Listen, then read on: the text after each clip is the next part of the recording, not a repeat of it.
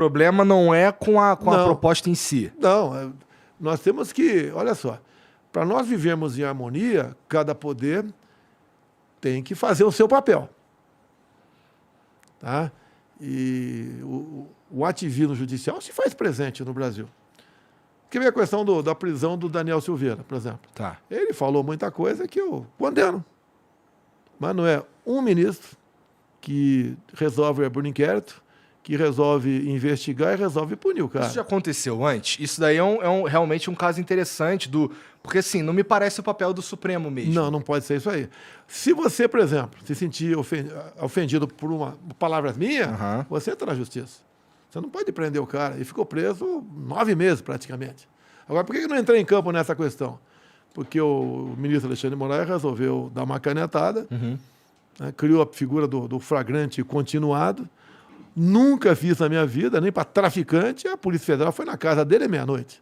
E daí ele ficou preso 9 meses. Mas na semana seguinte, ato contínuo a prisão dele, a Câmara dos Deputados diz que a prisão era legal.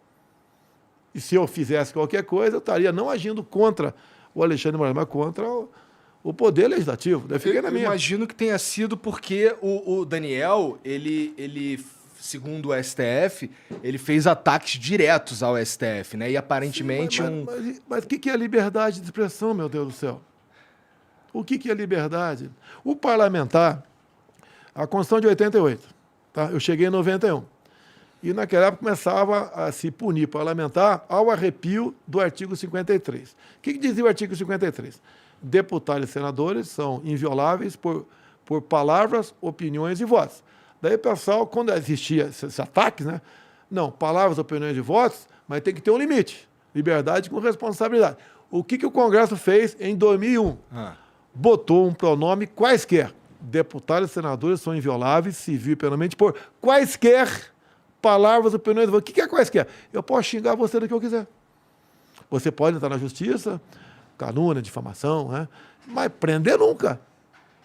E aconteceu exatamente isso. Tanto é que, quando saiu da esfera do Supremo, quando o Daniel foi condenado pelo Supremo Tribunal Federal por palavras, a 9 anos de cadeia, a começando em regime fechado, em menos de 24 horas eu concedi a graça, né? O indulto. Foi uma grande polêmica também. Mas era legal. Tive gente contrário, porque muitas coisas eu decido com quem de direito. Se eu começar a conversar com 3, 4 pessoas, vaza. Teve ministros que eu conversei e foram contrários. Você vai arranjar uma briga com o Supremo. Olha, eu posso brigar com qualquer um, menos com a minha consciência. Eu vi um parlamentar, porque eu fui deputado também. E tem muita coisa que eu batia no passado com parlamentar e outros poderes também. É a nossa liberdade. Você no Congresso, você pode entrar com um projeto para qualquer coisa. Para qualquer coisa. Você inventa lá, eu quero que no Brasil aqui o regime seja tal, paredão para quem não... Você pode entrar com o projeto. O parlamentar, aquela pessoa que tem o direito, né, pelo artigo 53 da Constituição, defender o que bem entender. E ponto final. Se ele fez besteira ao longo do seu mandato, que não seja reeleito lá na frente. Então, errou, no meu entender, o Supremo.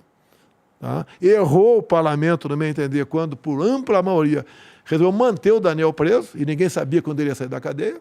E depois eu fiz a minha parte. Vamos botar ele no seu lugar. Porque um poder não é melhor do que o outro. E a questão da liberdade de expressão é sagrada. Você pode ver, há poucas semanas, se votou uma urgência de um projeto em Brasília, eu entrei em campo contra a urgência. E quase ela foi aprovada, querendo aqui criar uma lei sobre fake news. O que é fake news?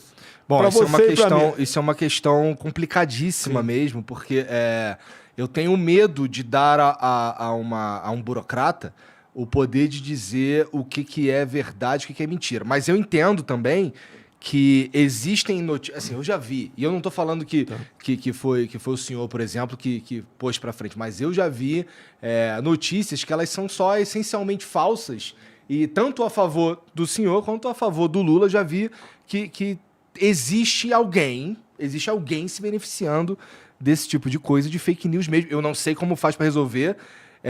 Tenho certeza que fake news não é um fenômeno de 2022, ele é um fenômeno antigo, na verdade, mas que era difundido com um pouco mais de dificuldade, hoje com o WhatsApp e tal, o Twitter, é tudo muito mais fácil. Olha só, o que faz um jornal, uma televisão crescer? é informação precisa e verdadeira. Se começar a mentir, ela entra em decadência rapidamente. As minhas mídias sociais, que são operadas pelo meu filho Carlos Bolsonaro, são as que mais interagem no mundo.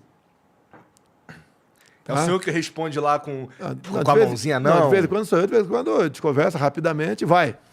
Tá, não, então não dá, tá certo, não vai.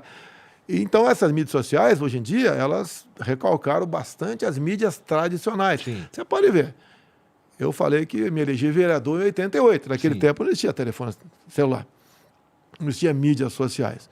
Então, uma matéria numa página qualquer, de um jornal, o Globo, por exemplo, te derrubava na tua campanha. A imprensa derrubava presidente da República. Você não tinha como reagir àquele fake news da imprensa. Alguém acha que Folha, Estadão, Globo, Isto É, antagonista, não tem matérias ali completamente dissociadas da verdade. Mas você acha que eles têm realmente o poder de influenciar? Você acha que eles conseguem, de fato, mudar o rumo de uma eleição? Não, perderam bastante esse poder. Tá. Tanto é que durante a minha campanha, você via eu sendo acusado de misógino, de racista, de fascista, tá? De não gostar de nordestino, tá? De ser ditador. Eu fui massacrado pela mídia. Se bem que eu comecei a aparecer na mídia, na verdade, em 2010. De 91 até 2010, 20 anos pela frente, né? Eu tinha minha vida de parlamentar, o pessoal dizia que eu era encrenqueiro. Não, eu comprava a briga lá.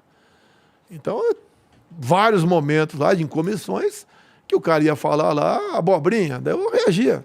Até quando eu cheguei, capitão do Exército, tá, tinha lá dezenas de parlamentares que haviam sido anistiados há pouco tempo e chegaram lá para mostrar a verdade deles. Daí viram um capitão pela frente e, opa, vamos pegar esse cara aí. Só que se deram mal, tá? Porque tinha contrapartida. O que foi o regime militar? Tem prós e contras. Não tem nenhum regime perfeito. Por que aconteceu o 64? Até eu peguei o filho da Mira Leitão, né? Foi me entrevistar. E eu tenho o vídeo. Daí eu perguntei para ele, quando é que houve a Revolução? Ele respondeu, 1º de março. Eu falei, não foi 1º de março. Não foi 31 de março? Ah, foi 31 de março. Né? Quando é que tinha o presidente aí deixou de ser presidente na época. Então foi 31 de março. Eu falei, não foi 31 de março, foi dia 2 de abril. Quem caçou João Goulart não foram os militares, foi o Congresso Nacional. O Congresso, numa sessão de 2 de abril de 64, caçou. Dia 11, o Congresso votou no Marechal Castelo Branco, e dia 15 ele assumiu. Não houve um pé na porta, porque os golpes se dão com o pé na porta, com fuzilamento, com paredão. Foi tudo de acordo com a Constituição de 47, ou 46. Tudo de acordo. Nada fora dessa área. Nem ele sabia da história verdadeira. Ele estava divulgando um livro da mãe dele. Nem ele sabia o que aconteceu realmente 31, 2 de abril, 11 de abril e 15 de abril. Ninguém sabia. Mas o contexto em si acaba indicando que as coisas aconteceram. Podemos dizer, o senhor concordaria se eu dissesse que foi um golpe dentro das regras? Ou foi Bem, se você quiser falar em golpe, fala que o parlamento deu golpe, não os militares. Não foram os militares.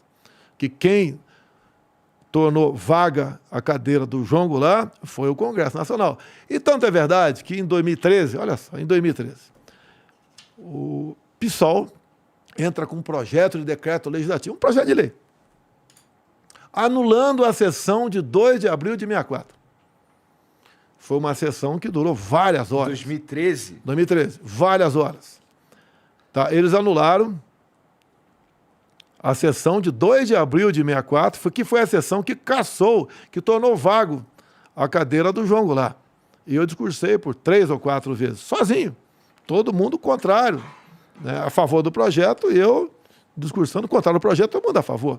Daí, dado momento, eu falei, Lênin apagava fotografias. O nosso parlamento está apagando fatos. Agora, eu tinha uma cópia do Diário do Congresso. Está comigo até hoje. O resto foi incinerado ou foi pintado de negrito. Por que isso? Por que não mostrar a verdade para a população? Se errou, tudo sem problema nenhum. É porque eu enxergo a política, de uma maneira geral, como pô, com todo respeito, mas eu sinto parece um teatro, assim, meio sem graça, assim. Tem, sim. Triste. Tem, e sim. Pra mim, eu falei pro senhor aqui fora do ar, e vou repetir,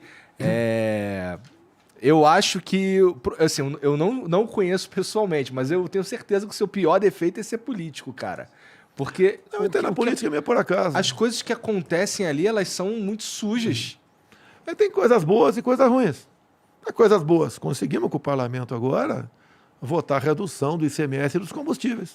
O pessoal está vibrando, a gasolina é quase R$5. Os governadores não estão, não. É lógico que não. Mas foi de cima para baixo. Mas um grande apoio nosso no parlamento, além do parlamento como um todo, né? Foi o presidente da Câmara, o Arthur Lira. A redução foi